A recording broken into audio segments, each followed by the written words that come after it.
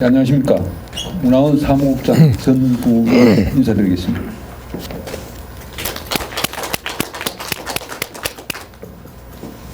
네, 금년도 우리 문화원에서 한국문화원 공모사업으로 시행하는 지방문화원과 함께하는 문화가 있는 날 사업에 응모를 하여서 아리랑 공연 강연에 아리랑 고장 답사를 하게 되었습니다. 오늘은 상주 아리랑의 학술적 가치와 정체성을 확립하여 시민들의 이해를 돕고자 강연을 준비했습니다. 그럼 지금부터 한겨레 아리랑연합회 김연갑 상임이사를 모시고 상주 아리랑 학술 강연을 시작하겠습니다. 강연에 앞서 상주문화원 김철수 원장님께서 인사 말씀을 하시겠습니다. 여러분 반갑습니다. 엊그제가 절기상으로 소설이기 때문에 그래서 그런지 몰라도 기온이 많이 내려갔습니다. 1년 내내 우리가 코로나 바이러스하고 싸우는 바람에 세월이 가는 줄도 몰랐습니다. 그동안 우리는 생활에 많은 위축을 받았고 또 모든 문화활동에 어려움이 있었습니다. 그렇지만 그런 중에서도 오늘 행사에 여러분들이 이렇게 건강한 모습으로 나와주신 데 대해서 고맙다는 인사를 드리겠습니다. 그러나 코로나 사태가 아직 계속되고 있고 또 시기가 환절기인 만큼 무엇보다도 여러분들은 건강에 유의해 주시면 고맙겠습니다. 조금 전에 사회자가 이야기를 했습니다만 이 사업은 금년 3월 달에 한국문화원연합회에서 2020년 지방문화원과 함께하는 사업을 공모를 했는데 저희 상주문화원이 아리랑 아라리오 상주 아리랑 이야기라는 이름으로 응모를 해서 채택이 되었습니다. 그래서 여러분들이 참여를 했습니다만 지난번에 1차로 경천섬 야외 음악당에서 아리랑 공연을 했고 오늘은 2차로 학술 강연회를 하고 내일은 3차로 현장 답사를 하는 스케줄로 진행하고 있습니다. 따라서 오늘은 우리나라 아리랑 연구의 대가이신 김연갑 선생을 모시고 상주 아리랑의 학술적 가치와 상주 아리랑의 정체성을 확립하기 위한 학술 강연회를 개최를 합니다. 여러분들이 아시다시피 우리 상주 아리랑은 전국의 60여 종 아리랑 중에서 가락이 가장 빼어나다는 평가를 받고 있습니다. 그러나 저희들이 정성이 부족해서 그렇게 했습니다만 이를 널리 알리지 못하는 아쉬움을 가지고 있습니다. 또한 아직 코로나 바이러스의 대응으로 해서 대면 행사를 하지 못하고 오늘도 소수 여러분들만 초청을 해서 비대면 행사로 진행을 하기 때문에 특히 먼 길 오신 김연갑 강사님께 미안한 마음을 전합니다. 그러나 이러한 어려움 속에서도 참석하신 아리랑 가족 여러분들은 상주 아리랑의 멋과 아름다움을 새삼 의미하시고 상주 아리랑의 확산 보급에 더욱 앞장서 주시기를 바랍니다. 오늘 강연을 위해서 귀한 시간 먼 길 오신 김연갑 선생님께 다시 한번 감사의 인사를 드리고 저희 인사를 가름합니다. 감사합니다.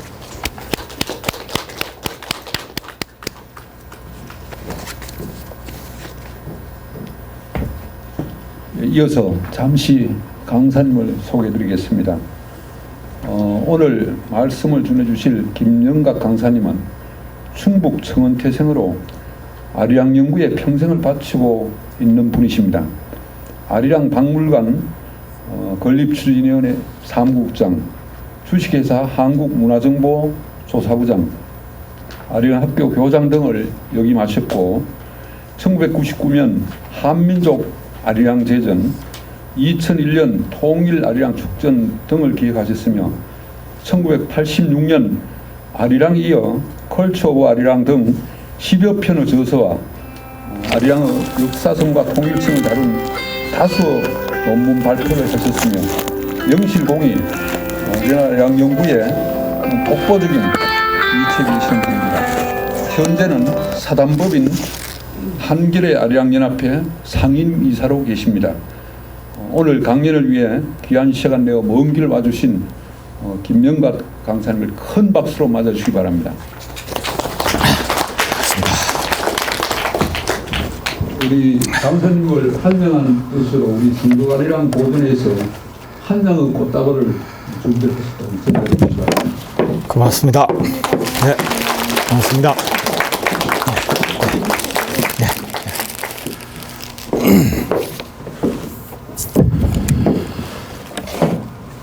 아리랑은 조선인에게 진원이다. 직지사 관흥 스님이 하신 말씀입니다. 아리랑은 고난의 꽃이다. 음악학자 한명희 선생의 책 속에 들어있는 말입니다. 직지사 관흥 스님이 법문에서 말한 아리랑은 조선인에게 진원이라는 말은 온만이 반매움, 아멘과 같이 절대자를 믿는 자에게 그 뜻이 뭐냐를 따지지 않는 것처럼 한국인이라면 당연히 아리랑을 안다. 나는 12살 때 산문에 들어왔기 때문에 요즘처럼 노래방도 모르고 학교 교육도 받지 않았지만 유일하게 아리랑이라는 노래는 알고 있다. 한국인은 아무리 교육을 받지 못한 어린아이라도 산속에 들어가서 토끼를 만나거나 사슴을 만나거나 꿩을 만나면 저게 닭인지 사슴인지 노른지 구분을 못하지만 호랑이가 나타나면은 한 번도 보지 않았지만 호랑이 이렇게 얘기한다는 것이요. 그러니까 한국인의 몸속에는 호랑이나 아리랑은 그저 설명 없이도 태어날 때부터 갖고 태어난 것이다. 그런 뜻으로 진원이다 라는 말씀을 하셨다고 합니다. 돌아가시기 전에 저도 30여 년 전에 친견을 하고 이에 대해서 글을 받은 적도 있습니다. 아리랑은 고난의 꽃이다라는 얘기는 아리랑이 있는 곳에는 정말로 어려운 고난과 순환이 있었는데 그것을 극복하고 만들어낸 노래가 아리랑이다. 그래서 아리랑은 고난의 꽃이다 이렇게 설명을 하고 있습니다. 이 두 마디로 사실은 아리랑에 대한 이해는 충분하다고 생각합니다. 이처럼 우리는 아리랑을 얘기할 때 사설을 얘기하자면 국문학의 분야고 선율 음악성을 얘기하자면 이건 음악학의 분야고 현장성을 얘기하자면 민속학 분야입니다만 대개는 지금까지 아리랑을 국문학 분야에서 다뤘습니다. 그래서 이게 매듭보이며 후렴이 뭐고 뜻은 뭐고 이런 이야기를 해왔기 때문에 수많은 아리랑 강의를 하고 학교에서도 아리랑을 배우지만 아리랑 한마디로 말해봐 이렇게 얘기하면 얘기하지를 못합니다. 그래서 저는 오늘 도대체 상주 아리랑이라는 게 뭐냐 어떻게 얘기할 것이냐 1시간 떠들어봐라 아니면 시간 없으니까 30분 떠들어봐라 아유 그것도 지겨워 10분짜리로 상주 아리랑을 얘기해봐라 그것도 귀찮다면은 단 한 문장으로 상주 아리랑을 설명해봐라. 제가 맨 결론에 상주 아리랑을 정체성이라고 해서 한 페이지를 했습니다. 19페이지 위에 있는 인용 단락입니다. 상주 아리랑은 기층 문화를 기반으로 국창 김소희의 영감으로 이뤄낸 아리랑으로서 토착화하여 전형성을 확보한 무형문화유산이다. 핵심어가 한 4개가 되기 때문에 좀 어렵죠. 오늘 요 얘기를, 요 설명을 여러분께 전달해 드리도록 하겠습니다. 문화를 요즘에 설명하는 방식은 이건 뭐 교과서적으로 어느 책 3064 몇 줄 어디 이렇게 먹히지 않는다고 그럽니다. 그래서 많은 학자들이 인문학이라고 하는 이름 하에 이 우리 문화를 어떻게 전달할 것인가라는 노력을 많이 합니다. 그러다 보니까 인문학 분야에서도 가장 근래에 우리가 얘기를 많이 하고 있는 이 진화론, 거기서도 한 발짝 더 나가서 진화 동물학, 한 발짝 더 나가서 진화 심리학, 도대체 진화가 인간의 심리에 어떻게 작용하고 있는가라는 분야가 최종적인 인문학 분야로서 문화를 설명하는, 그리고 인문학을 설명하는 가장 핵심적인 주제로 떠오르고 있습니다. 한마디로 얘기하면 이런 겁니다. 닭이 먼저냐 달걀이 먼저냐, 달걀이 먼저냐라고 하는 거는 동양문학과에서는 이제까지 뭐 몇백 년간의 수수께끼죠. 근데 이걸 진화심리학에서 보면은 알이 먼저라는 거죠. 왜냐? 알은 자기와 같은 알을 많이 낳게 하는 공장을 만들었는데 그 공장이 닭이라고 한다는 거죠. 닭이라는 공장을 만들어 놓고 자기와 똑같은 알을 수없이 복제하게 한다. 근데 그 복제가 뭐냐? 어머니와 아버지가 만나서 나를 낳고 내가 또 어떤 여자를 만나서 딸을 낳는데 그게 하나의 똑같은 발가락이 닮고 얼굴이 닮고 이렇게 됐다. 근데 그것을 우리는 DNA 유전자라고 하는데, 그 유전자라는 거는 우리 100대 위에 할아버지 가면은 옆에 계셔도 내가 그분이 우리 100대 위에 할아버지라는 건 전혀 모릅니다. 5대 위에 할아버지도 모르는 거죠. 그러나 그걸 과학적으로 DNA와 유전자를 검사하면은 결국 100대 할아버지든 5대 할아버지든 저와 직결된 할아버지들은 같은 형으로 나오는 거죠. 그것을 바로 유전자라고 하는 것인데, 그 유전자라고 하는 것이 자기 유전자를 보호하기 위해서 세포라고 하는 보호막을 만들었는데, 그 세포의 덩어리가 우리 인간이고 닭이고 소라는 거죽인 것이죠. 그래서 나는 100살도 못 살고 죽지만 내 딸에게 전달한 유전자 DNA는 계속 100대 할아버지부터 똑같이 오고 있는 것이죠. 그러면 결국 우리는 유전자가 주인이냐 내 이 몸뚱이가 주인이냐? 유전자가 주인이지 우리 몸의 주인은 아니라는 얘기죠. 이것을 설명하는 얘기 중에 이 저녁에 보면은 풀을 겨울러 가는 개미가 있다는 거죠. 그 개미가, 사람들은 그동안, 곤충학자들은 이 개미가 맑은 이슬을 먹기 위해서 이 풀을 올라가는 거냐 이렇게 얘기를 했는데, 결국 아침에 가면은 양이나 소가 그 풀을 뜯어먹는다는 것이죠. 그 개미는 자살을 한 거죠. 근데 사실을 규명해 보니까 그게 아니라 흡착유군이라고 하는 균이 있는데, 이 균은 소나 양의 내장에 들어갔을 때 그 종족을 확대하게 번식을 시킨다는 거죠. 다른 데서는 제일 번식을 못하고. 그러니까 개미라는 놈에게 침투를 해서 개미 뇌에 가서 전염을 시켜서 개미가 그 풀의 꼭대기를 올라가게 만든다는 것이죠. 그러면은 풀 속에 올라가게 한 것은 개미가 주인인가요? 개미를 올라가게 하는 흡착균이 주인인가요? 흡착균이 주인이라는 것이죠. 결국 우리 몸의 모든 세포의 근원은 DNA 유전자인데, 우리는 유전자가 만들어낸 공장에 의해서 수없는 내 종족들을 번식시켜 나가는 거다. 그 번식을 하게 하는 유전자이고 복제이고 복사라는 말을 쓴다는 것이죠.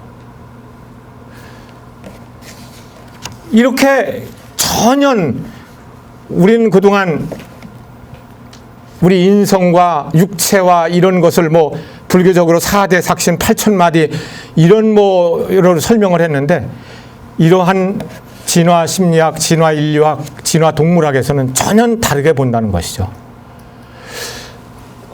그 말씀을 왜 드리냐면은 이 아리랑을 해석하는데 밈 이론이라고 하는 이 목차에 나옵니다. 바로, 자, 그러면은 이런 진화학에서 그러면 도대체 그렇게 자기 증식을 위해서 DNA가 끊임없이 복제를 하고 기계를 만들어서 자기를 증식시키는 일을 하면서, 그것은 철저하게 자기 종식을 위해서 하는 거고 자기를 위해서 하는 건데, 예를 들어서 벌이라고 하는 놈은 일벌은 평생 일벌로 남잖아요. 새끼를 못 낳잖아요. 일개미도 평생 일개미로 살잖아요. 여왕벌과 여왕개미를 위해서 평생을 사는 거죠. 그럼 도대체 이거를 어떻게 설명할 것이냐? 왜 자기 증식을 위해서, 자기 씨앗을 퍼뜨리기 위해서 그렇게 세포를 만들고 인간을 만들고 동물을 다 만들면서 벌과 개미 같은 놈들은 왜 네 씨앗은 안 뿌리느냐? 이 얘기도 똑같은 설명을 하고 있습니다. 어머니에서 자식이 나면은 2분의 1의 유전자가 되지만 내 형제가 갈라지면은 윗대하고는 다시 또 2분의 1이 갈라지니까 나와 유전자를 가진 그것은 내 형제가 오히려 반을 가져가는 거기 때문에 이 형제가 더 증식을 하면은 직선으로는 나의 윗대의 DNA는 희석이 돼 가는 것이죠. 만약에 내가 죽으면은 나는 끊기고 이 대는 계속 가는 거죠. 그러면은 꿀벌이라든가 개미벌레 적용을 하면은 하나의 어머니만 존재하게 하고 나머지는 다 그 어머니를 위해서 평생을 살게 한다면은 그 어머니가 만들어내는 수많은 벌과 개미들은 일대의 유전자를 정확하게 더 많은 유전자를 윗대부터 내려온 것을 진하게 갖고 증식을 한다는 거죠. 그래서 차라리 내가 살아서 내 후손들을 내서 점점 위에서 오는 DNA의 농도를 줄이는 것보다는 내가 희생을 해서 여왕벌과 여왕개미를 살려줘서 거기서 증식해내는 게 내 정통적인 DNA 유전자를 확대하는, 존재케 하는 방법이 나을 것이다. 이래서 이제 흔하게 얘기하는 이타적 유전자라는 말을 쓰게 되는데, 이렇게 인간 세계와 동물학 세계를 기존에 우리가 논어에서 배우던 이런 거가 전혀 다르게 설명을 하는 것이죠. 여기에서 자, 그러면은 우리는 유전자나 이것만을 증식을 위해서 유전자라고 하는 걸 만들어냈는데, 도대체 어느 날 어떤 사람이 노래를 불렀는데, 또는 이황 선생이 주기론을 얘기했는데 그 주기론을 가지고 제자들은 목숨을 바쳐서 그걸 주장을 한다. 그건 무슨 현상일까? 유전자를 내려보내는 건 내 후손을 더 퍼뜨리기 위해서 가능한 얘기지만, 도대체 주기론이라고 하는 이황 선생의 철학을 가지고 목숨을 걸고 주장을 하는 이유는, 이건 도대체 이해가 안 된다. 그래서 DNA라고 하는 것은 생물학적인 직선으로서의 종식을 번식시키는 하나의 유전체라고 한다면은, 문화에서도 똑같이 문화를 증식시키고 유전하는 게 있다. 그 유전하는 것을 밈이라는 이름을 붙이자. 이렇게 해서 인간만이 두 개의 유전자를 가졌다는 것이죠. 하나는 생물학적인 유전자, 하나는 문화적인 유전자. 근데 생물학적인 유전자는 DNA라고 하는 유전자가 있기 때문에 그걸로 학문적인 네이밍이 되는데, 이 문화라고 하는 것은 새로운 이름이 필요하다. 그래서 40년 전에 리차드 도킨스라고 하는 사람이 밈이라는 이론을 만들어낸 겁니다. 그래서 밈 이론, 밈학 이렇게 얘기합니다. 이 밈은 근본적인 어원은 모방하다. 그 모방을 증식시키다, 복제하다, 이런 뜻입니다. 어린아이가 낙서를 하면은 아무도 모방을 하지 않는데, 모나리자라고 하는 상을 만들어 놓으니까 사람들이 다 그걸 가지고 그리는 거예요. 미술 시간에 그걸 가지고 샘플로 하고. 이게 바로 밈이라고 하는 것이죠. 아까도 말씀드렸듯이 이 이황 선생의 주기론을 왜 사람들은 그걸 따라 할까?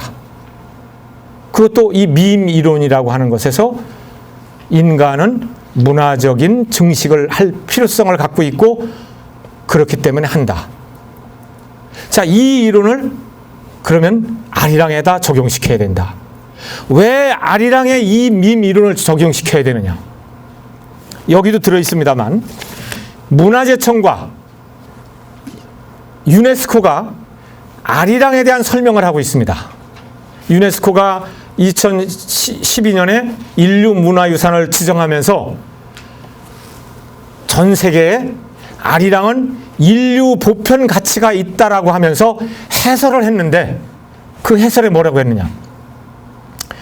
아리랑은 아리, 아라리, 아리랑이라고 하는 어구를 계속해서 사용하는 노래의 군을 아리랑이라고 한다. 이렇게 얘기했어요. 거기에 음악적인 얘기도 하질 않았어요. 그럼 아까 원장님께서 말씀하신 이 상주 아리랑은 어떤 아리랑보다도 음악성에서는 뛰어나다라고 했는데 유네스코에서는 이걸 무시하는 것일까? 이것을 어떻게 해석할 것인가? 또 2년 후에 우리가 2014년에 문화재청이 아리랑을 국가무형문화재 129호로 지정했지 않습니까? 그 해설문에도 아리랑에 대해서는 앞에서 말씀드렸던 유네스코가 정의한 이 방식을 따랐지 각각의 아리랑에 대해서는 설명을 하고 있질 않습니다. 그러면은 이렇게 어렵기 때문인지 아니면 의미가 없는 것인지 아니면은 정선 아리랑에서부터 상주 아리랑에서부터 제주 아리랑까지 60여 개의 음악성을 다 나열할 수가 없어서 빼놓은 건지 모르지만 그러나 우리가 명확하게 이해할 수 있는 것은 아리, 아라리, 아리랑을 계속 되풀이해서 사용하는 노래의 군이 아리랑이다라고 얘기를 했거든요. 그러면은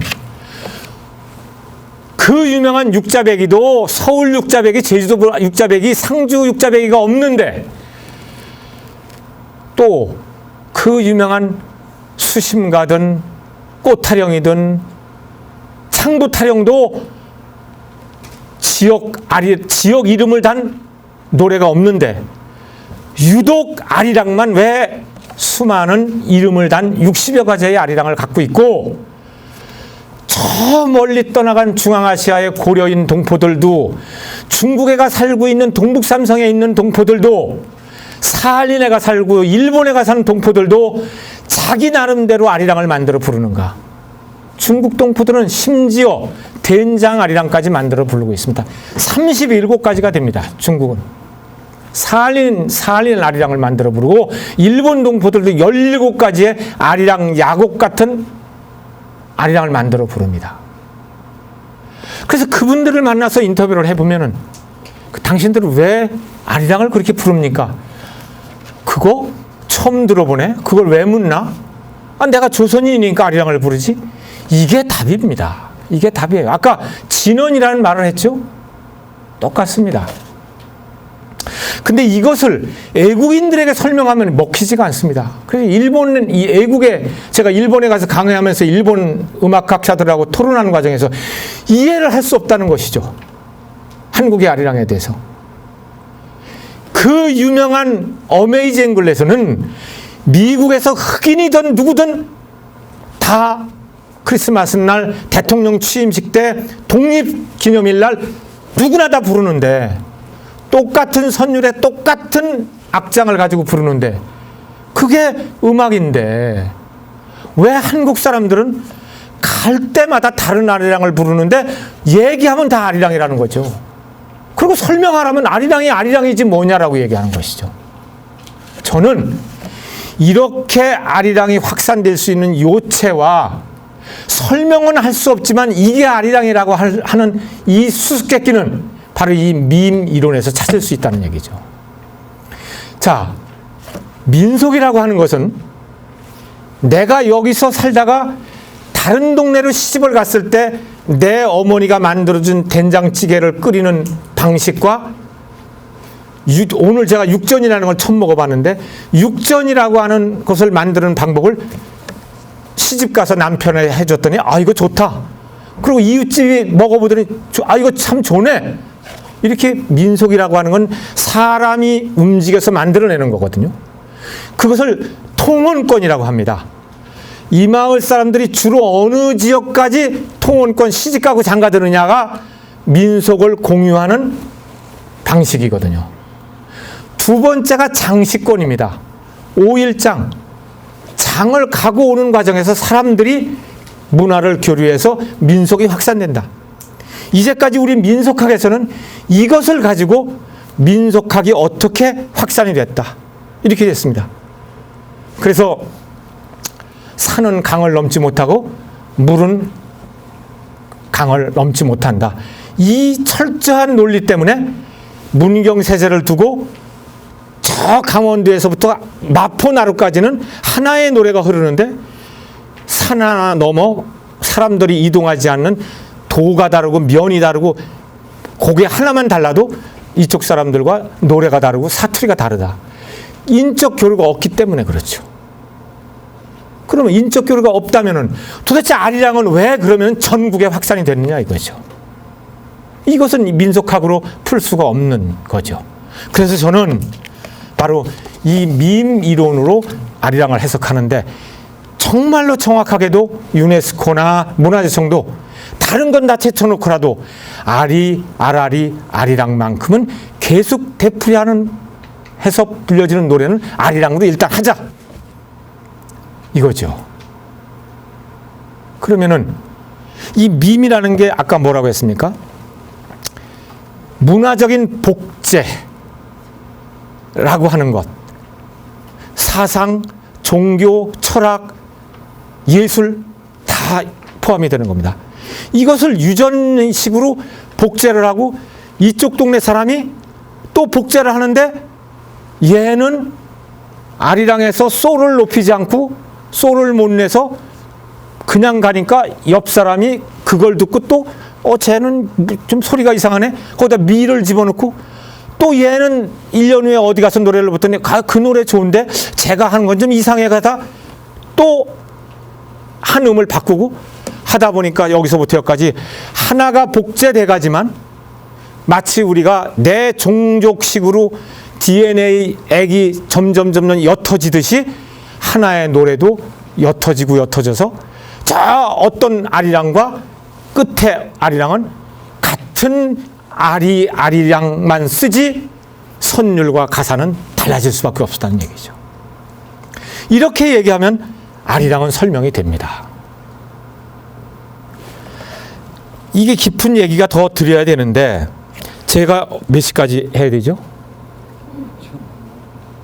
지금이 2시 반이니까요. 2시 반이니까 3시 반? 예. 이래서 이제 아리랑이라고 하는 것을 해석하는 방법은 간단치가 않습니다. 그러면 뭐냐? 서론에서 제가 얘기했습니다. 아리랑 리터러시를 높이자. 리터러시라는 거는 우리 상주 지방에서는 육전을 이렇게 붙여. 이러면 끝나요. 근데 나같이 처음 먹어본 사람은 이거 고기를 다져야 되는 것인지, 그리고 거기에 무슨 뭐를 더 넣어야 되는 것인지, 철판에 하는 것인지, 뭐에 하는 것이 공부를 해야 되거든요. 내가 육전을 가지고 어디 가려면은. 그러니까 어느 한 지역에서는 말하지 않아도 통하는 지식, 그걸 리터러시라고 얘기합니다. 그러니까 안동 문화를 또는 상주 문화를 다른 데 가서는 구구하게 설명을 해야 되는데 상주에서는 그거 한마디면 끝납니다. 이게 리터러시예요. 아리랑도 리터러시를 가져야 된다는 얘기죠. 상주 사람들은 상주 아리랑에 대한 리터러시를 가져야 이 상주 아리랑을 확산시킬 수 있는 것이죠. 아까 제가 한 문장에 상주 아리랑의 정체성은 이럽니다라고 얘기했지만 여러분들 아까 한 번 읽었지만 아무도 기억 못할 거예요. 왜? 상주 아리랑에 대한 리터러시, 그 앞서서 아리랑이라고 한 전체 리터러시를 갖고 있지 않기 때문에 결국 그 문장은 김영갑이가 여기다 써놓고 갔다라고 끝나고 마는 것이죠. 저는 오늘 강의를 가능하면 그렇지 않아야 된다. 그렇지 않게 하려면 어떻게 해야 되느냐. 그래서 많은 분들이 이 PPT를 씁니다. 여러분들이 진행하는 방법 쉽지요? 이렇게 하면. 근데 그것도 지나가면 그 자리에서는 쉬운 것 같아도 끝나고 나면 아무 남는 게 없습니다. 그러니까 우리가 무언가를 이해할 때는 맥락적으로 이해하지 않으면 금방 잊어버리죠. 그래서 맥락적인 리터러시를 높이자는 측면에서 제가 조금 목소리를 높여서 말로 가고 있습니다. 그러면은 상주 아리랑의 리터러시를 높이기 위해서는 전체 아리랑에 대한 리터러시를 높여야 되고 거기서 한 발자국 나가서 상주 아리랑으로 가자. 그런데 가장 궁금해하는 것은 도대체 우리 상주 아리랑은 유네스코 인류문화유산 아리랑과 129호 국가무형문화재 아리랑과 어떤 관계냐? 당연히 상주 아리랑은 인류문화유산 아리랑이고 국가무형문화재 129호에 포함된 아리랑입니다. 유네스코에서 아리랑 규정을 하면서 아리랑은 50여 종이라고 얘기를 했습니다. 아까 원장님께서 60여 종이라고 했는데 이 50여 종이라고 얘기한 것은 제가 1986년에 썼을 책을 낼 때 50여 종이라고 했습니다. 그때 일부 학자들, 그때는 아리랑에 대해서 누구도 관심이 없었을 때 어떤 사람이 김영갑이 저 젊은 친구가 미쳤어. 뭔 아리랑이 서울 진도 정선이지 거기다 밀양 넣으면 대여섯 가지지 50가지나 돼. 이렇게 비아냥을 했습니다. 제 책을 가지고. 10년이 지나 90년대에 와서는 학자들이 내 책을 인용하면서 조금 더 다가왔고 오늘 원장님이 60여 종이라고 했지만 중국에 아까 말씀드렸던 중국, 중앙아시아, 사할린, 일본, 미국, 터키, 필리핀, 하와이까지 포함하면은 200여 종이나 된다고 봅니다. 재작년에 한양대학교, 지금은 국악방송 사장으로 한 김용훈 교수가 쓴 논문에 음반에 나온 표제를 조사했더니 191종이라고 나와 있습니다. 아리랑이. 이 191종의 아리랑을 선율이 어떻고 가사가 어떻다라고 한다면은 벽에만큼 두꺼운 책을 내야만 아리랑 설명이 되는데 그건 그렇게 할 수 없죠. 그러면 요 책만을 설명을 할 때 우리는 아까 말씀드렸던 기본, 전제, 전체 아리랑의 위상, 그리고 내가 소속한 아리랑의 그 위상은 어느 위치인가, 그리고 마지막으로 내가 소속된 아리랑의 정체성은 뭐고 그것을 어떻게 해야만 발휘할 정체성을 생활문화에서 가치를 발현할 수 있을까라고 하는 네 가지 주제가 될 것 같습니다. 그러면은 이 종류가 많다라고 하는 것을 일단은 우리가 접어놓고 아까 말씀드렸듯이 유네스코에서도 50여 종이라고 했고 문화재청에서도 50가지라고 했습니다. 그 50가지는 적어도 1912년 1월 달에 우리가 문화재청에 보고서를 냈을 때 김기현 교수가 경북의 아리랑을 다뤘습니다. 그 경북의 아리랑을 다룰 때 당연히 상주 아리랑이 들어가 있습니다. 그러므로 상주 아리랑은 인류문화유산이고 국가무형문화재 129에 포함이 된다. 그 위상은 두 가지로 명료합니다. 자, 그러면은 북한은 어떻게 했습니까? 2년 후에 2014년에 북한도 아리랑을 인류문화유산에 지정을 했습니다. 거기에 북한은 40여 종이라고 얘기를 했습니다. 그 40여 종의 구체적으로 어떤 것이라는 거 하는 것은 나와 있지 않습니다만 역시 우리와 유사한 내용으로 보고했으리라고 생각을 합니다. 그러면 북한에서도 상주 아리랑은 북한 인류문화유산에 포함이 되는 것이고 중국이 우리보다 한 발 앞서서 2012년 6월 달에 우리는 12월이고 2월 달에 중국 자체의 무형문화재로 아리랑을 지정을 했습니다. 이것 때문에 우리가 활짝 놀라서 내가 성명을 발표함으로 해서 유네스코가 우리가 그 해에 등재를 했습니다만 중국은 지금도 아리랑을 중국 것이라고 얘기를 하죠. 안중근도 중국 사람이고 윤동주도 중국 사람이고 중국에서 이루어졌던 역사는 중국 것이라고 보는 것이죠. 그래서 아리랑도 조선족이 부르기 때문에 나아가서 항일 혁명하는 과정에서 곳곳에서 아리랑이 불렸기 때문에 중국 역사다 이렇게 주장을 하고 있습니다. 어찌됐든 아리랑은 중국의 자국무형문화재, 북한의 인류문화유산, 한국의 인류문화유산, 문화재청의 국가무형문화재 129, 4개의 위상을 갖고 있다는 거죠. 우리가 알고 있는 아리랑은. 그러면은 전 세계의 어떤 무형문화유산이 이 4개의 위상을 가진 데가 있겠습니까? 아리랑이 유일합니다. 자, 그래서 공부 좀 하겠습니다. 5쪽을 한번 보시죠. 5쪽 가운데 유네스코가 인류문화유산을 심의하는 과정에서 아리랑을 이렇게 평가를 했습니다. 이것은 곧 아리랑의 가치라고 얘기해도 됩니다. 첫째, 인간의 창의성과 자유를 존중하는 미덕의 노래다. 무슨 얘기냐? 정선 아리랑이 있어도 우리는 상주 아리랑을 부른다. 정선 아리랑 너희 거야. 너희만 불러. 우리는 우리 것만 부를 거야. 이렇게 하지 않고 상주에서도 모든 아리랑을 부른다. 문경에서도 모든 아리랑을 부르고 정선에서도 모든 아리랑을 부른다. 각각의 창조성을 인정한다는 겁니다. 아리랑은. 이게 인류 보편 가치라는 거예요. 아, 한국 사람들은 네 거 내 거 따지지 않고 저것도 좋다고 하고 그 좋으니까 우리도 만든다. 이 창의성을 갖고 있다. 그러니 이것은 인류 보편 가치가 있다. 두 번째, 다양한 사회적 맥락 속에서 지속적으로 재창조되고 있다. 광복군들은 광복군 아리랑을 만들어 부르고 밀양 아리랑 곡조에다가 광복군 아리랑 가사를 붙여서 한양성 복포항에 태극기 펄펄 날리자.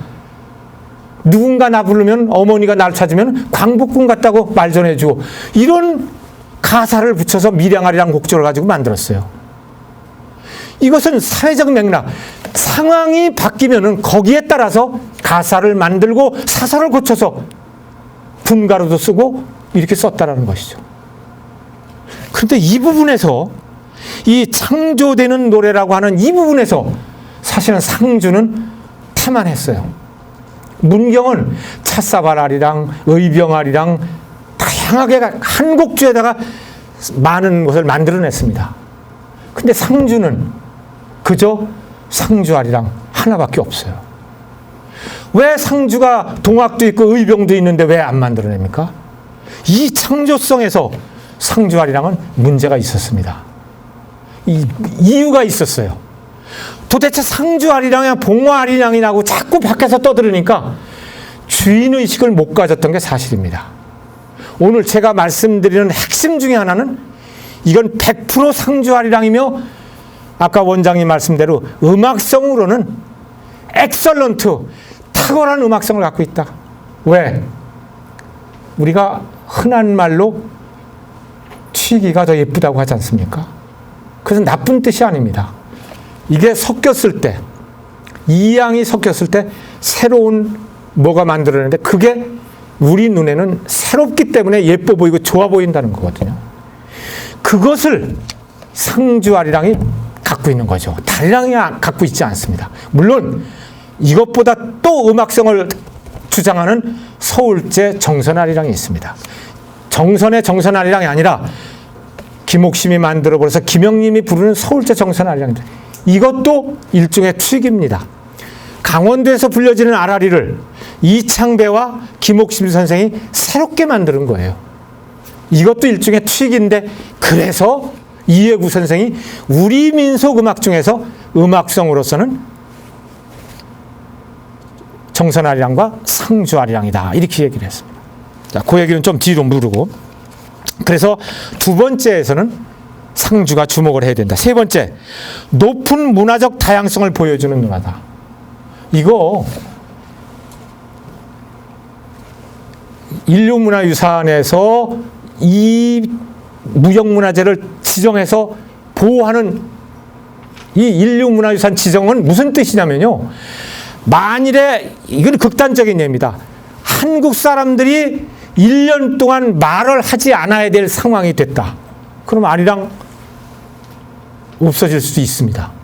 그때 인류가, 전 세계인이, 야, 그거 우리가 가치 있다고 지정해 놓은 거니까 우리가 그거 보존하자. 이렇게 해야 된다는 겁니다. 이 뜻으로 인류라는 말을 붙인 거예요. 그리고 심사를 해서 떨어지는 나라도 많고 안 되는 것도 많고 될 때는 이러한 가치를 제시를 하고 지정을 하는 겁니다. 그 부분에서 다양성에서는 이건 아리랑을 따라갈 수 없다. 전 세계에서 어떤 것도 아까도 말씀드렸듯이 적어도 학계에서 인정하는 191종을 갖고 있다라고 하는 것은 이건 뭐 엄청난 거 아니겠습니까? 예. 우리가 심청가를 보존을 하려고 심청가 보유자를 4명을 두고 전승자, 이수자를 40명씩이나 두는 이유가 뭡니까? 그거 없어지면은 대를 이어서 유전시키려고, 복제하려고, 밈하려고 하는 건데, 아리랑은 그러한 수고를 갖고 있지 않더라도 곳곳에서 갖고 있지 않습니까? 전승하고 있지 않습니까? 이 다양성에서 이거는 뭐, 왜 우리가 다양성을 얘기하느냐면요. 문경에 왜 박달나무가 없는지 아십니까? 여러분들 울릉도 호박엿 아시죠? 호박엿이 아닙니다. 후박엿입니다, 원래는. 일제시대 때 일본 사람들이 울릉도 가서 보니까 후박나무라는 나무가 있는데 이게 약재인데 돌담마다 후박나무가 있는데 이 껍질을 가지고 엿을 만들으니까 일본 사람들이 환장을 하는 것이죠. 과자를 만드니까. 그래서 일제시대 때 그걸 가지고 호박엿을 만들다 보니까 해방이 될 쯤에서는 후박나무가 다 없어졌어요. 그래서 호박을 심어서 호박을 가지고 만드는 게 오늘날 호박엿인데 왜 그럼 울릉도에 후박나무가 없어졌냐? 이 식물이라고 하는 것은 일정한 자기들의 그 권역을 갖지 않으면 다른 나무가 뿌리를 타고 들어오고 그늘을 만들어서 죽여버려요. 그래서 그러한 어느 정도의 보호 세력이 없으면은 다른 나무의 뿌리에 의해서 영양도 뺏기고 그늘도 뺏겨서 다 없어지는 거죠. 똑같이 문경의 박달나무도 마찬가지입니다. 저 박정희 때 심었다는 거죠. 지금 길가에 있는 것은.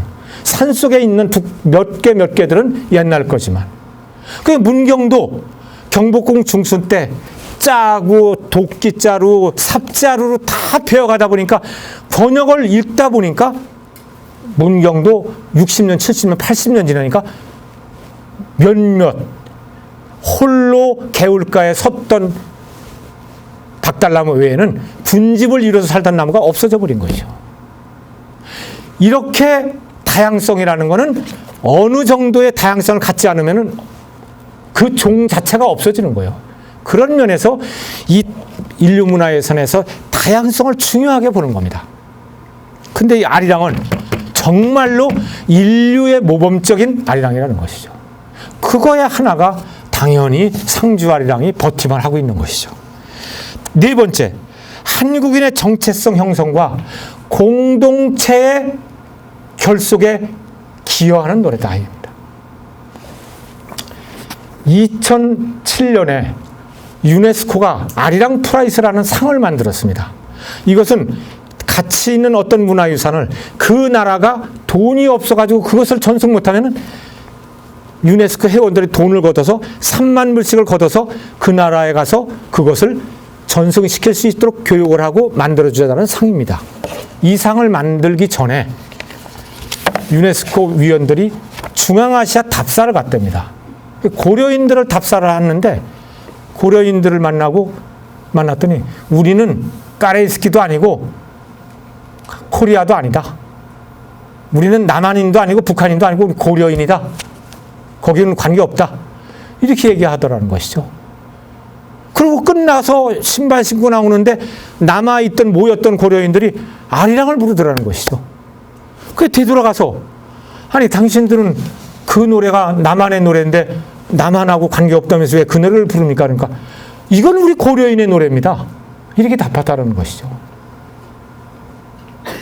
그래서 그럼 언제 그러면 어떻게 배웠습니까? 그러니까 아니 우리 할머니 할아버지한테 우리 엄마한테 배웠지 어떻게 배웁니까? 이러더라는 것이죠. 자, 유네스코가 할 일이 바로 이거다. 문화라고 하는 것은 교육에 의해서가 아니라 이렇게 세대 간에 이어서 연결되는 것이 진짜 무형문화유산의 전승 방식이지, 돈 줘서 억지로 배우는 것은 한계가 있다. 아, 고려인들의 이 아리랑, 이게 진짜 우리가 찾던 보존 전승 무형문화재의 전승 방법이다. 이래서 돌아와서 아리랑상이라는 걸 만들었다는 거죠. 이게 바로 이 아리랑이 갖고 있는 결속력이죠. 고려인들은 아리랑을 부르는 결속력을 갖고 있었던 겁니다. 자, 여러분, 왜 아주 아까 고난의 꽃이라고 했죠? 왜 정신대 할머니들이 아리랑을 부릅니까? 비행기에 내리면 훈 할머니, 또 노수복 할머니, 생각해 보십시오. 노수복, 고운의 만인부에 이렇게 나오죠. 이 아버지가 이 딸을 얼마나 복스럽게 키우려고 노수복, 복된 목숨 숫자 써가지고 노수복을 줬다. 그런데 이 딸이 정신대로 팔려가서 40년간 한국을 못 와서 말도 잊어버리고 아리랑을 해서 당신은 어떻게 된 여자냐 필리핀에서 조사하니까 정신대 여자다. 이래서 본국을 왔지 않습니까? 또 훈 할머니, 역시 40년 동안 한국을 오지 못했던 중국에서 찾아진 할머니도 공항에 내려서 아리랑을 불렀지 않습니까? 우리말을 모르니까. 존재 증명입니다. 나 조선인이다. 그런데 놀랍게도 월드컵 때요, 우리가 막 아리랑을 부르니까 독일과 프랑스에서 인류학자들이 연구를 했답니다. 도대체 한국 사람들은 좋아도 아리랑, 슬퍼도 아리랑, 젖대도 아리랑, 왜 아리랑을 부르는가? 근데 우리가 관심 갖는 것은 이 극한의 삶을 살았던 정신대 할머니들이 왜 아리랑을 불렀을까? 또 프랑스에 와 있는 이 어렸을 때 입양된 수잔 브링크 같은 양들이, 수잔 브링크의 양이 아예 아리랑이 유명하지 않습니까? 이 4살 배기가 와서 컸는데 아리랑을 계속 부르더라. 그래서 너는 한국인이지? 이렇게 얘기해서 내가 한국인입니까? 이렇게 14살 때 자기 정체성을 찾았다는 것이거든요. 도대체 어떻게 해서 아리랑을 갖게 됐는가? 그래서 그 학자들이 연구한 결과 이랬답니다. 신생아성 울음 현상이라는 현상이 있대요. 이건 뭐냐면은 우리는 뭐 50년밖에 안 됐지만 조리원에서 애를 낳는 게, 서양에서는 400년 전부터 이미 아이는 산파원에서 나서 별도로 키우지 않습니까? 그러면 아이가 나면은 그 아이에게 고무줄을 채워서 이름을 달고 씻겨서 바로 신생아성 방에 옮기죠. 그러면 이미 있는 신생아성에 있는 아이들이 자고 있을 때 막 씻겨가지고 옮기는 아이는 계속 우는 거죠. 그래서 문을 열으면은 그렇게 자던 아이들이 똑같이 일어나서 90%가 똑같이 합창으로 운다는 거예요. 도대체 이게 무슨 현상이냐? 그래서 실험을 했다는 거죠. 각각의 아이들의 우는 것을 녹음을 해가지고 격리시켜 놨다가 하나씩 자기 울음과 친구 울음소리를 들려줬대요. 그랬더니 안 울더라는 거죠. 그때는 자기 울음소리에는 안 울더라는 거죠. 그래서 거기서 얻어진 신생아성 울음 현상이라는 게, 그 조용히 자고 있던 애가 하나가 들어오니까, 야, 너 걱정하지 마. 너 엄마 뱃속에서 편하게 있다가 어느 날 갑자기 햇빛을 보고 놀랬지? 걱정하지 마. 아무 걱정하지 마. 괜찮아. 라고 하는 동의를, 위로를, 고난에 대한 위로를 공동으로 걱정하지 마라고 표시한다는 거죠. 그러면 울고 오던 애도 바뀐다는 거예요. 울음소리 자체가 바뀐다는 거죠.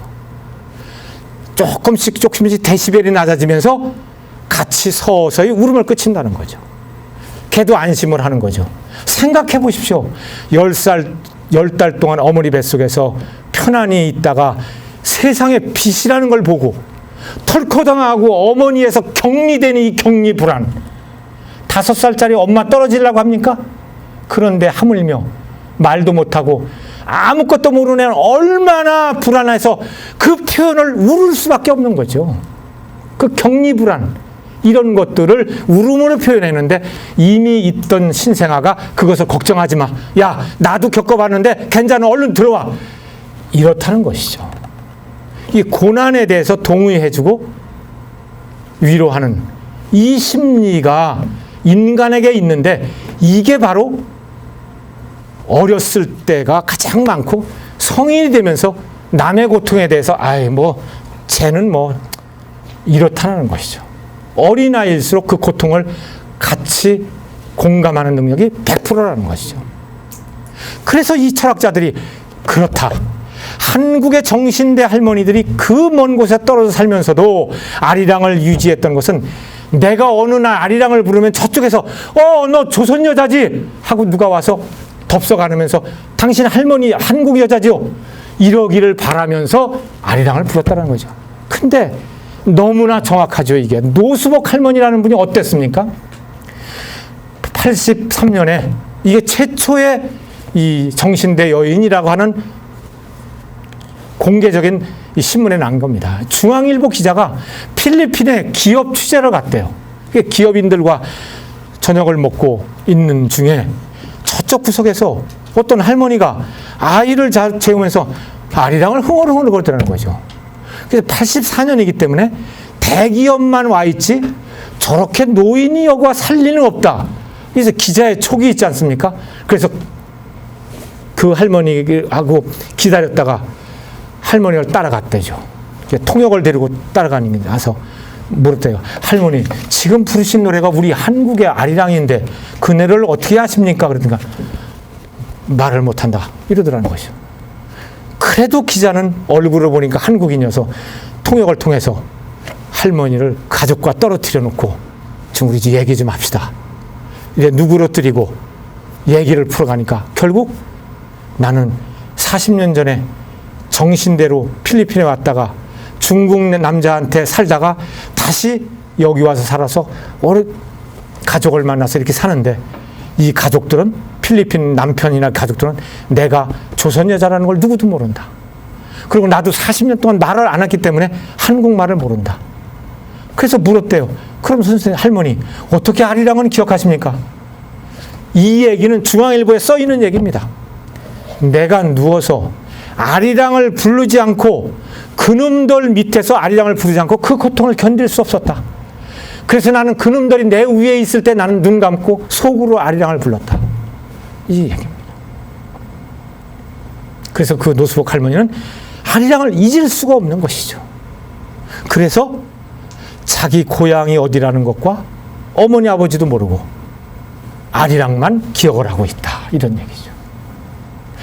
이것은 바로 아리랑이 단순하게 우리가 흥겹게 부르고 또 혼자 시집살이로 노래를 불렀는데 한국인에게 있어서는 아주 심원 깊이 아리랑이라고 하는 선율과 아리랑이라고 하는 이 삼음은 학문적으로 쉽게 규명할 수 있는 상황이 아니다.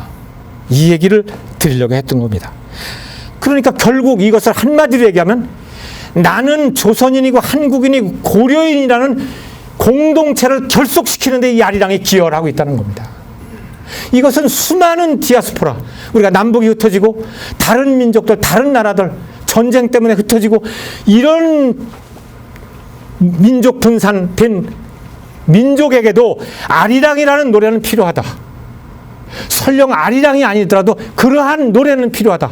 공동체 결속시키는 기여하는 노래는 필요하다. 이게 인류 문화유산으로서 아리랑이 가치다. 이렇게 얘기를 한 겁니다.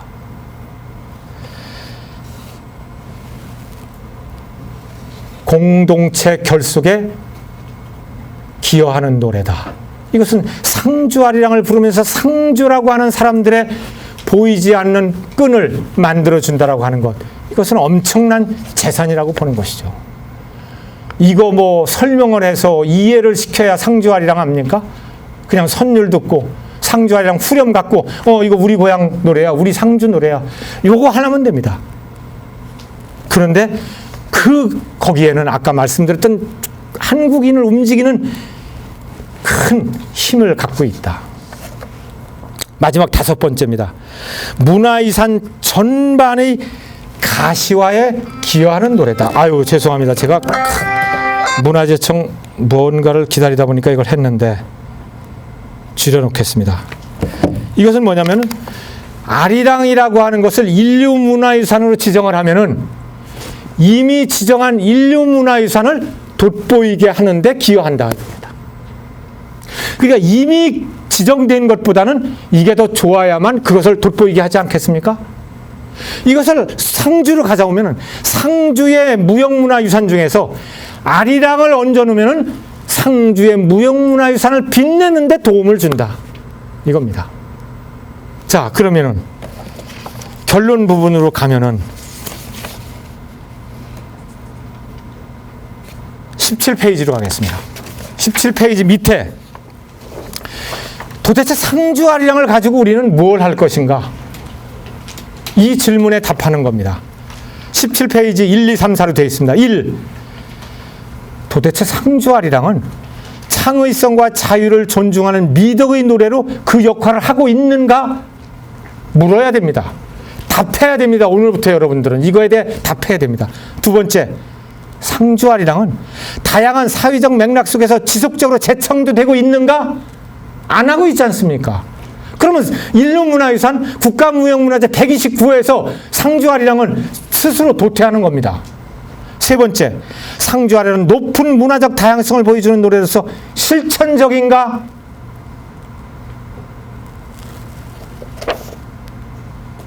다른 상주의 민요들을 인정해 줘야 됩니다. 우리 상주 아리랑 중요해. 그동안 상주에 있는 수많은 민요 이거 발굴해야 돼. 빛내야 돼. 상주의 창조성이고 똑같은 가치가 있는 거야 라고 해야만 상주 아리랑이 의미 있는 무형문화재라는 거죠. 상주 아리랑만 최고야, 이건 안 된다는 것이죠. 그러면서 네 번째, 정체성 형성과 공동체 결속에 기여하고 있는가? 상주 사람들은 이래. 우리 상주 사람들은 이런 사람들입니다. 어디 가서 헛소리 안 하고 예의 바르고 정정당당합니다 라고 하는 것이 상주 사람의 정체성이라면 거기에 상주 아리랑이 기여했느냐는 얘기죠.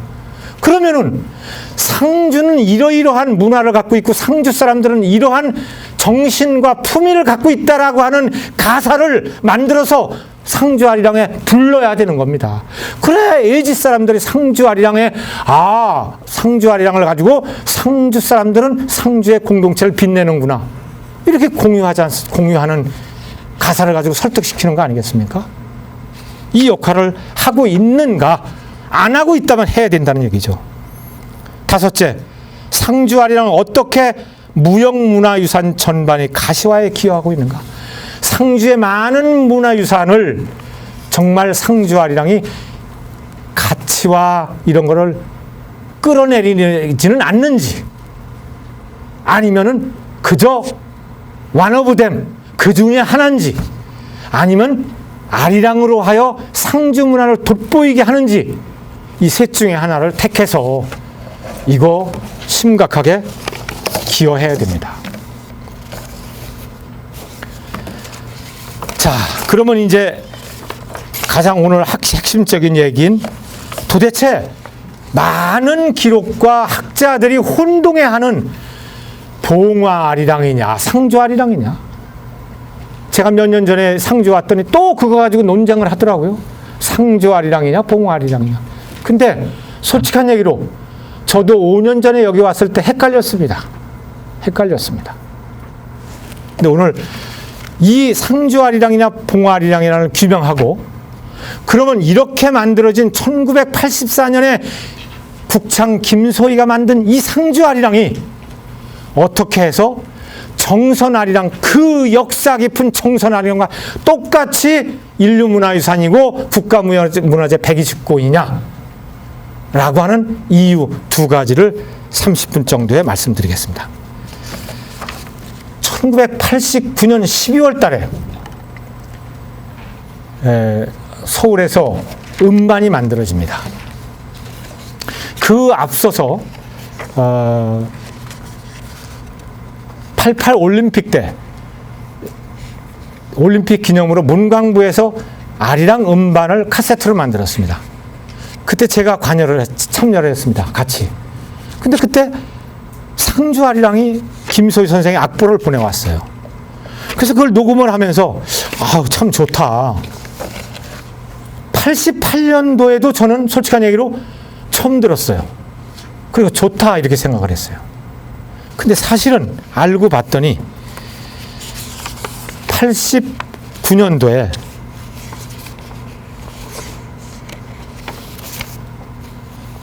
(89년 7월) 달에 김소희 선생이 정식으로 음반을 만들었습니다.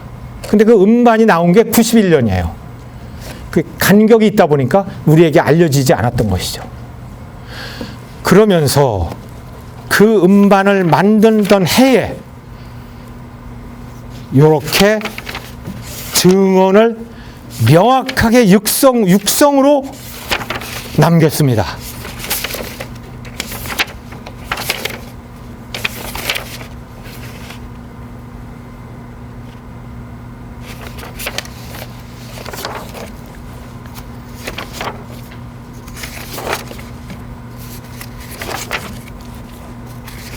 제가 이게 정확하게 전달해 드리려고 합니다.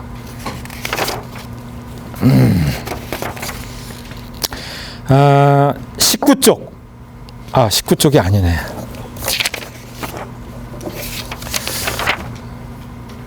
13쪽. 아주 중요합니다. 13쪽 맨 위에 인용문입니다. 이게 89년 12월에 남긴 육성입니다. 여러분들이 유튜브에 들어가면 이 육성을 들으실 수 있습니다. 이렇게 얘기를 합니다. 나도 이번에 민요 하나를 넣었어. 이것은 음반에 수록했다는 뜻이죠. 우리 민족이 만주 저쪽으로 이민 가면서 부른 그 아리랑이지. 그 아리랑을 넣었지. 그 아리랑 쪼가, 여기서 쪼라는 것은 매나리 쪼냐 육자배기 쪼냐라는 거예요. 그 아리랑 쪼가 강원도 경상도 매나리 쪼가 많이 들어갔거든. 그래서 내가 상주 아리랑이라 했지. 나올 거요 판이. 중요한 겁니다. 내가 노래를 하나 만들었는데 그 노래 내용은 옛날 일제시대 때 우리가 만주로 떠나갈 때 그때 심정을 한 거야. 이 김소희 선생이 일본, 중국, 뭐 당연히 동북 삼성이니까 만주죠. 수많은 위문 공연을 갔죠. 동포들을 앞에서 노래를 불렀죠. 그러니까 그 실상을 너무 잘 알죠. 눈물겨운 실상을 잘 알죠. 김정구 같은 사람들과 눈물 대동강을 부르면서 공연을 갔죠. 그 당시는 국악공연, 대중가요 공연이 따로 있는 게 아니었기 때문에.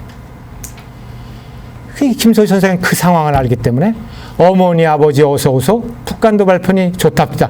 이런 가사를 쓸 수 있었던 것이죠. 그런 내용으로 가사를 만들었어. 근데 그 아리랑은 쪼가 매나리 쪼야. 나는 판소리라는 남도 사람이야. 육자배기 쪼를 부르는 사람이야.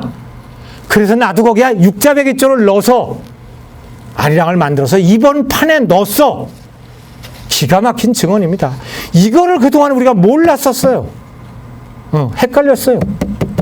이미 우리가 관심을 가졌을 때는 89년 12월 달인가에 돌아가셨기 때문에 몰랐었어요.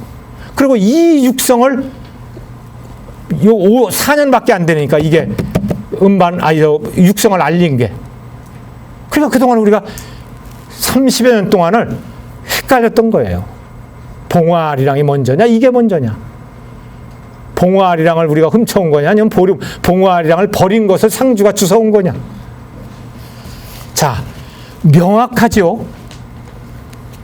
순수한 음악적인 발로에 의해서 일제시대 때 고난의 내용을 담아서 메나리조에다가 육자배기를 넣어서 내가 만들었다.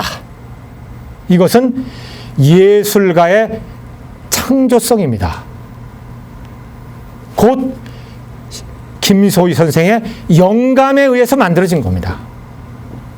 영감이라는 것은 아무나 갖는 게 아니죠. 수많은 기도 끝에 우리가 갖는 인스피레이션이 아니겠습니까? 자, 89년도에 이 땅의 최고의 명창이 누구였습니까? 우리는 오늘날 돌아가신 박동진, 그 다음에 안숙선을 얘기하지만 80년대는 뭐니 뭐니 해도 만정 김소희가 국창이었습니다. 국창. 국창이라는 말은 뭡니까? 1929년부터 돌아가실 때까지 소리를 하신 대한민국의 최고의 소리꾼이기 때문에 국창이라는 말을 썼지 않습니까? 그 음악성 뛰어난 국창 만정 김소희가 89년에 만들어낸 창작 아리랑이라고 한다면은 이거는 두말할 나위 없는 최고의 명작 아니겠습니까? 자, 그런데 그동안 우리가 헷갈렸던 이유가 16페이지로 가보겠습니다. 이게 백영숙이라고 하는 대구에서 아리랑을 연구하는 분, 정창관, 이분이 3년 전부터 이 문제를 추적을 했어요. 결국 재작년에 이것을 정리해냈습니다. 세 사람이.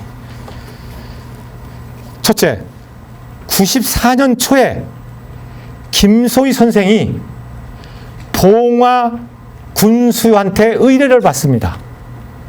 우리 봉화군에 아리랑을 하나 만들어달라. 그랬더니 김소희 선생이 서울에서 그럼세 내가 빨리 하나 만들어 줌세 이렇게 된 거죠. 그래서 94년 8월 달에 서울에서 녹음을 했습니다. 그때는 카세트죠. 녹음을 한 거를 군수가 들었습니다.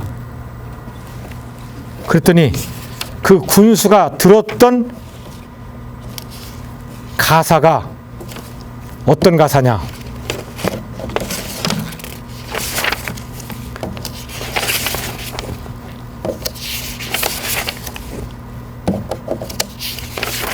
이게 앞뒤로 돼가지고 제가 참 찾기가 좀 어렵네요. 자, 14쪽입니다. 14쪽 위에 6수의 아리랑이 들어있습니다. 많은 국악인들이 이걸 헷갈리고 있어요. 얼마 전에 텔레비에도 누가 이걸 헷갈리고 있더라고. 이 고개를 넘어가면 내 고향이 저기련만 어이하여 못 가는 곳. 그리운 고향 산천 언제 돌아서 이 가슴 맺힌 하나 풀어볼까. 그 밑에 마지막에 가면 원수로다 원수로다 원수로다 38선 내가 바로 원수로다. 이것은 앞에서 들었던 어머니 아버지 어서오소 북한도 벌판이 이게 상주에서 부르는 상주 아리랑의 연장선생에서 만들어진 아리랑이 아니겠습니까? 그것은 일제시대 때, 이것은 일제 말기에 지금까지 상황을 만들어진 거예요. 그러니까 어쩌면 김소희 선생은 내가 일제시대 때 말고 지금 새로운 가사를 써야 되겠다라고 마음 먹고 있었던 차에 봉화 군수가 의뢰를 하니까 그래 내가 만들어 줌세 이러고 녹음을 한 거였습니다.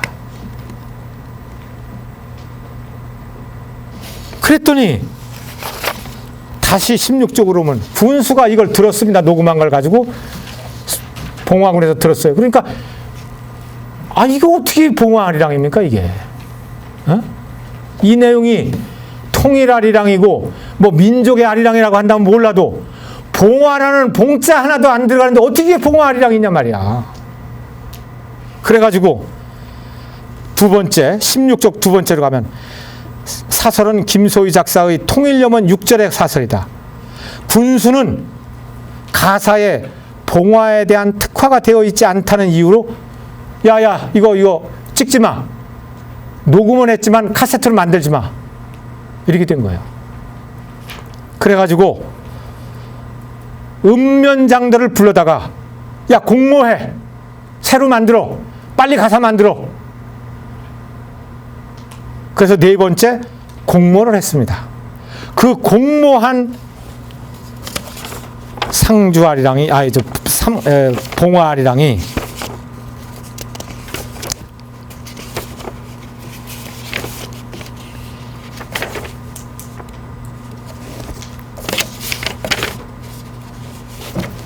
제가 이게 앞뒤로 돼가지고 좀 찾기가 페이지가 없네. 몇 쪽이에요?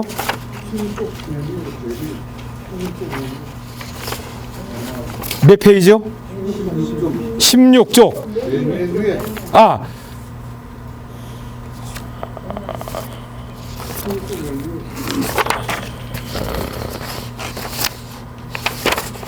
(18) 16. 예, 16쪽 맨 위에 있습니다.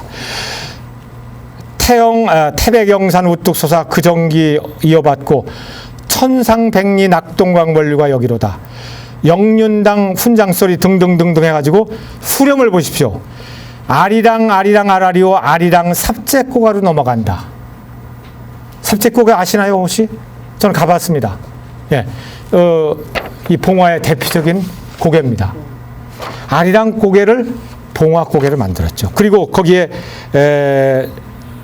4절을 보면은 산송이 복수박 천하의 일미로다. 수박 선전을 하고 있죠.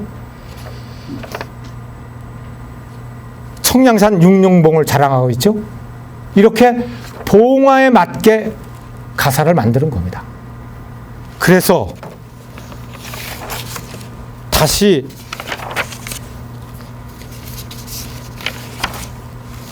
(17쪽이었죠) 아까? 예, 18쪽인가요? 거기로 갔더니 이게 제가 그거 찾는 게 제일 신경이 쓰네. 이게 앞뒤로 돼가지고. 예.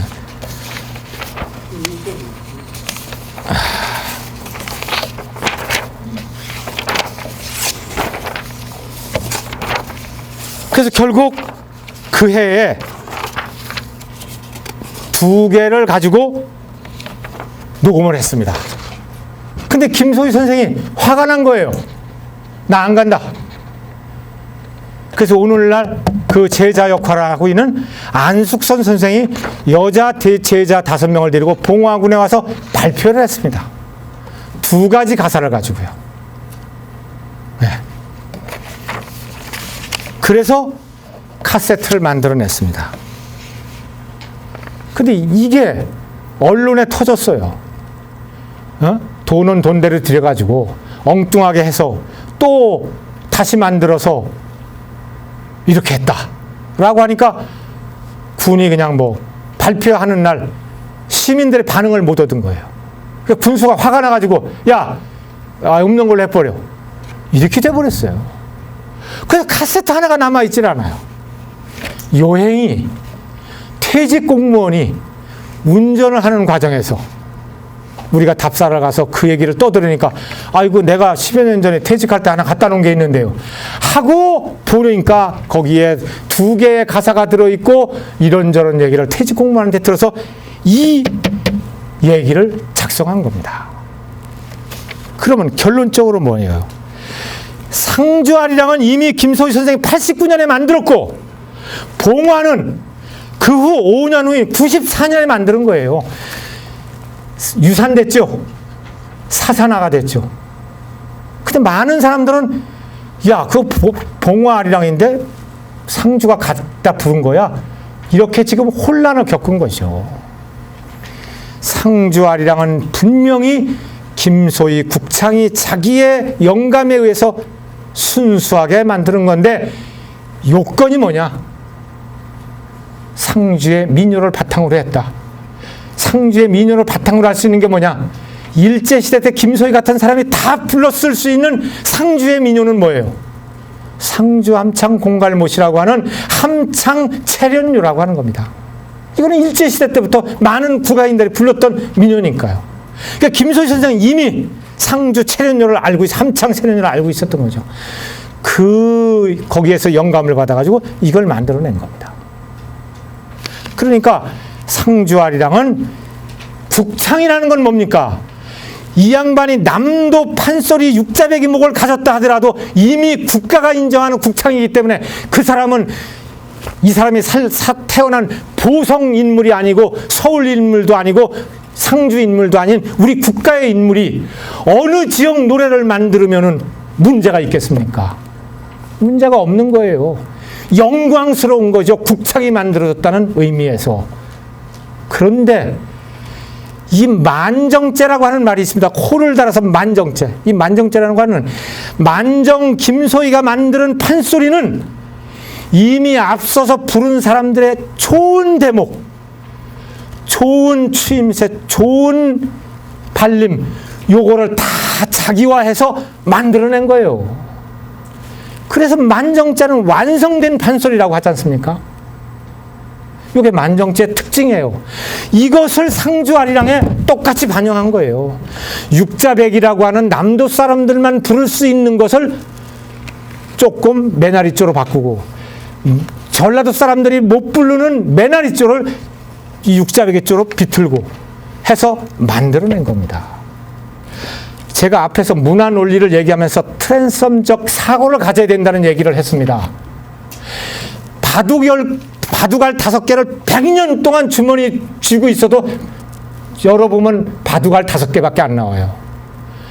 근데 문화라고 하는 것을 내가 머릿속에 넣고 너랑 나랑 대화를 하면 제가 저쪽에 가서 금방 들었던 얘기를 이만큼 울고 먹는 거예요. 문화는 갖고 있으면 이것이 화학 반응을 이어서 뭐를 만들어낼지 모르는 거예요. 이게 트랜섬적 사고라고 하는 건데, 그러니까 내가 문화를 가지고 있으면 어서 들었으면 이것을 어떻게 만들어내고 재생산하느냐가 그 사람의 능력이고 문화의 가치라고 하는 것이죠. 김소희 선생이 육자백이조의 소양과 매나리조의 함창 공갈못이라는 노래를 가지고 기가 막힌 이 창작품을 만들어낸 거죠. 만일에 매나리조도 아니고 육자백이조도 아닌 대한민국 음악조가 아닌 서양조로 갖다 아무리 잘 만들어도 그것은 민요, 국악, 상주 아리랑으로서는 문제가 있는 겁니다. 그런데 대한민국의 음악조의 2대 음악조라는 매나리조와 육자백이조가 결합했는데 누가 시비를 걸 거예요? 이유 없죠. 또 봉화의 사생아보다 먼저 순수한 창작.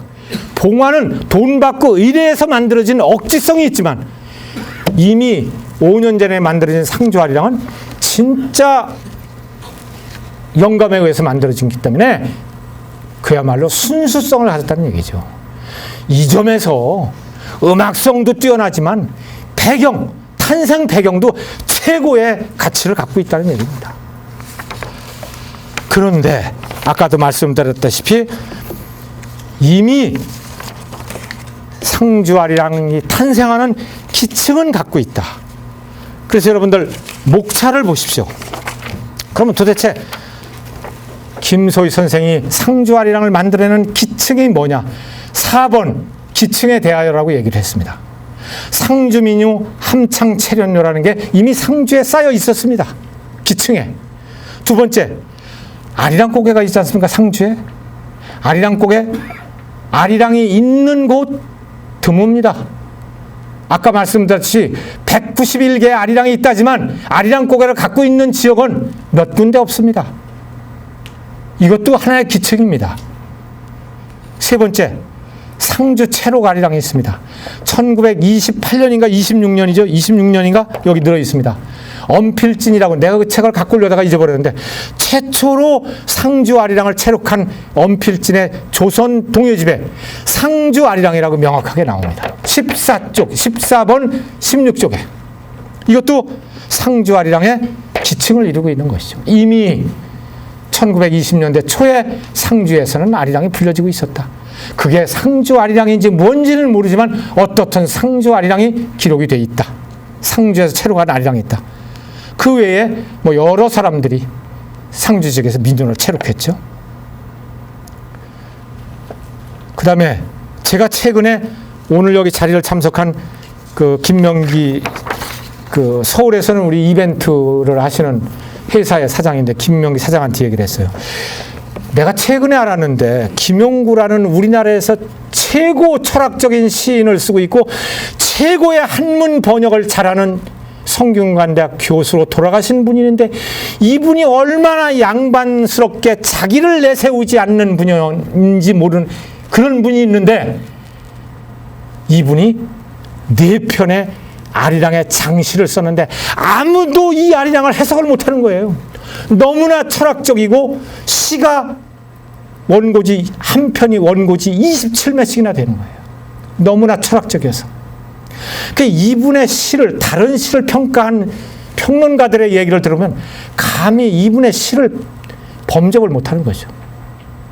이미 40년대에 이병기 선생의 추천을 받은 시인이 됐고 해방 후부터 수많은 시를 발표했고 4권의 시집을 갖고 있는데도 불구하고 상주뿐이라는 거 사람들이 저 김명기 선생도 모르더라고요. 그래서 나는 이분을 빨리 상주에서 이분의 논문인 석사 박사 논문이 19편이 됩니다. 그런데 상주에서 몰라줘요. 이분의 시비를 하나 세우고 빨리 이분을 상주의 인물로 모시자. 바로 이 4가지가 상주 아리랑을 탄생시킨 기층으로 보는 것이죠, 저는. 이 4가지를 학술 자료화하고 컨텐츠화해서 상주 아리랑이라고 하는 뼈대의 정체성을 빛나게 만들어야 된다. 이게 제가 오늘 하고자 하는 얘기의 핵심입니다. 그동안 이것을 산발적으로 저 아리랑 고개 있어. 동학군들이 넘었던 고개래. 이렇게 얘기했지만 이것들이 김소희 선생의 상주 아리랑을 만드는 기초가 됐다라고 하는 것은 어떤 것도요. 기층 문화가 없이 하늘에서 떨어지지 않습니다. 그러면 상주 아리랑은 상주 아리랑은 정체성을 확대시키기 위해서는 이러한 기층 문화의 요소들을 하나로 꿰어서 일관되게 학술화하고 사람들에게 알릴 필요가 있다는 얘기죠. 그래서 맨 뒤에 결론 부분에 보시면은 제가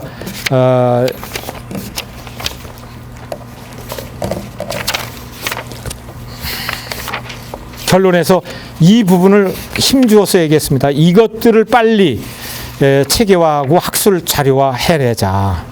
이렇게 했습니다. 자, 그러면 마지막으로 17번 맨 밑에 결론 부분을 가겠습니다. 그러면 이제 여러분들 아까 제가 말씀드렸던 상주 아리랑의 정체성은 국창 김소희 선생이 상주의 기층 문화를 배경으로 하여 50여 년 전에 육자배기조와 매나리조를 가지고 만들어진 창작 아리랑인데 그것이 오늘날 상주에 토착화되고 정형성을 확보했다. 이겁니다. 근데 이제 마지막으로 강조해야 되는 것은 아까 말씀드렸죠. 그 역사 깊은 정선 아라리와 상주 아리랑이 어떻게 똑같은 어깨를 나누느냐. 이게 유네스코를 아리랑이 등재기 되기 전까지, 그러니까 2012년까지, 그리고 2년 후에 문화재청에서 아리랑을 지정하기 전까지는 제 논리를 얘기를 하면 사람들이 비웃었습니다. 어떻게 정선의 아라리하고 상주 아리랑의 동급이냐. 동급인 이유는 아까도 또 말씀드렸죠. 유네스코가 그러한 특징을 갖고 있으면은 같다라고 하는데 여기에서 핵심은 그겁니다. 토착화야. 토착화. 어디에서 어떻게 되었든 상주 아리랑이 중앙아시아에서도 불려졌다고 했죠. 10년 전 기록을 보면 어떤 음악가가 고려인들이 상주 아리랑을 부르고 깜짝 놀라서 상주 와서 큰 운동장에서 불러가지고 상주에 알려졌다. 이런 얘기를 하는데, 그러나 상주 아리랑이 고려인에게 불려진다 해서 고려인들에게 토착화되진 않았죠. 그런데 오늘날 만들어진 지 50년 후인 오늘날에는 상주의 토착화가 됐죠. 두 번째, 정형성이라는 겁니다. 정형성. 전형성. 우리가 그렇게 얘기하죠. 저 새끼 사기치는 게 꼭 그 사기꾼하고 전형적이야. 전형적으로 사기쳐. 이렇게 얘기할 때 그 전형적이라는 거니까. 상주에서 육전은 그렇게 만드는 거야. 라고 한마디로 알아듣는 것. 그것을 전형성이라고 얘기합니다. 그러니까 상주 사람들이 상주아리랑은 이렇게 부른다. 라고 부르면 상주아리랑이야. 라고 상주 공동체가 인정하는 통용되는 향유하는 형태. 그걸 전형성이라고 얘기합니다. 아리랑이 인류문화유산에 지정되기 전까지만 해도 한국문화재청의 지정 논리는 원형성이었습니다. 그 사람이 부르는 게 스승이 누구였고 스승이 그것이 얼마만큼 제자가 요번에 지정하려고 하는 사람이 그 원형성을 갖고 있느냐를 가지고 보유자 지정을 하는 원칙이 원형성이었습니다. 원형주의, 원형성. 그런데 인류문화유산에서 한국문화재청에 수없이 얘기를 했어요. 야, 유형문화재는 원형성이라는 게 있지만 이 무형유산은 원형성이라는 게 없다. 석굴암을 가지고 그 이후에 만들어지는 불상의 형태를 이것은 신라시대 때형 고려형 조선시대형을 따지니까 그것을 시대가 높은 것을 원형성이라고 할 수 있지만 아니 우리가 200년 전에 부른 아리랑이 없는데 어떻게 정선 아리랑이 원형성을 지닌 거라고 주장할 수 있느냐. 만일에 그걸 인정한다면 1920년대 음반을 낸 사람께 있다면 인간문화재 지정하지 말고 음반 틀어서 뿌리면 되는 거죠. 그게 훨씬 더 원형에 가까우니까. 그 중간에 죽은 사람들도 있으니까. 그건 말이 안 되는 거죠. 그래서 우리나라가 2014년에 아리랑을 지정하면서 그 주장을 바꿨습니다. 이제는 무형유산을 지정할 때 원형주의에서 전형성주의, 전형주의로 바꾼다. 이렇게 된 겁니다. 그러면은 50년 전에 만들어졌던 상주 아리랑이 상주에서 토착화되었다. 전형성을 확보했다. 이러면은 똑같은 아리랑 유산에 이의 없는 것이죠. 거기다 더 우리가 학자들에게 설득시키려면 자, 우리는 이렇게 기층을 갖고 있다. 그 기층이 이런 것이다. 이거를 정말 학술 자료화해서 제시할 때 이제는 상주 아리랑이냐 봉화 아리랑이라는 논쟁은 필요가 없다. 오히려 봉화군에서 불렀던 두 개 중에 하나, 아까 통일염원을 담은 아리랑도 상주 아리랑으로 적극 수용할 필요가 있다. 왜? 상주에서 사생됐으니까. 그런데 정말로 다행히도 2001년인가요? 저랑 신나라에서 음반을 만들 때 이것을 뭐라고 했느냐? 통일아리랑이라고 했습니다. 이 두 번째 상주에서 만들었던 가사를 김소희가 부른 거를 통일아리랑하고 음반을 냈어요. 근데 기가 막히게 돼요. 이 음반을 취입하고 한 달 후에 돌아가셨어요. 김소희 선생이.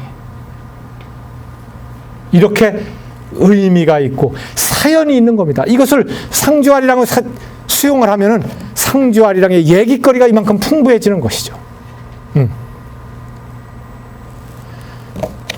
그래서 상주아리랑은 위상으로 볼 때는 인류문화유산이고 국가무형문화재다.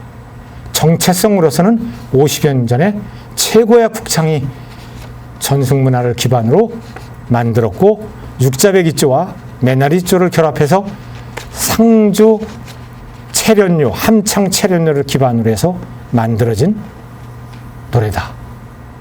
이것에 대한 학술적인 기반은 몇 가지가 있다.